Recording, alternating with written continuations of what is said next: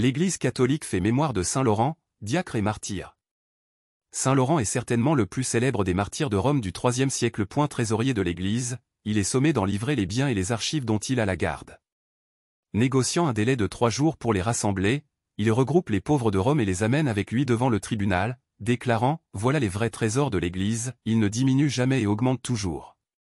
Il est alors brûlé vif sur un lit de fer en forme de grille. Tout devait frapper la mémoire des chrétiens de Rome en Laurent, martyr admirable. Même si l'imaginaire a brodé sur le récit transmis de sa passion, son héroïsme est un sommet des actes de l'Église primitive. On a souvent comparé Laurent à un autre diacre, lui aussi de stature exceptionnelle, Étienne de Jérusalem. L'inscription que le pape Damas fit graver sur le tombeau de Laurent est très fidèle à la réalité. Coups, bourreaux, flammes, tourments et chaînes, seule la foi de Laurent a pu les vaincre. C'était le 10 août 258. Réalité et légende ont nourri un culte insigne en l'honneur de Saint Laurent. Dès l'époque de Constantin, au début IVe siècle, on édifie sa basilique hors les murs de Rome. Au IVe siècle, la fête de Laurent à Rome avait le même rang que celle des apôtres Pierre et Paul. Au XVIe siècle en Espagne, le roi Philippe II, pour célébrer ses victoires, fait édifier l'immense palais de l'Escorial en forme de grille. La liturgie de la messe de Laurent met en relief le ministère du diacre, servant à la fois le Christ, l'autel et les pauvres.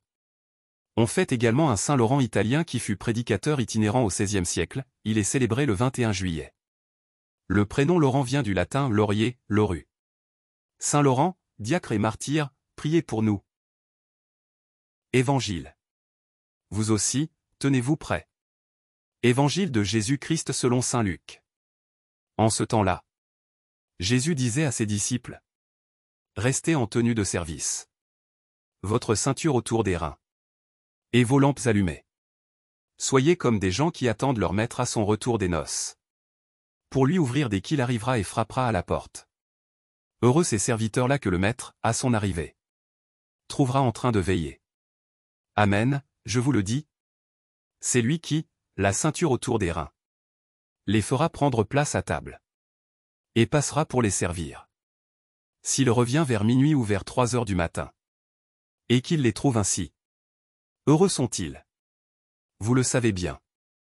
Si le maître de maison avait su à quelle heure le voleur viendrait, il n'aurait pas laissé percer le mur de sa maison. Vous aussi, tenez-vous prêts. C'est à l'heure où vous n'y penserez pas que le Fils de l'homme viendra. Acclamons la parole de Dieu. Louange à toi Seigneur Jésus.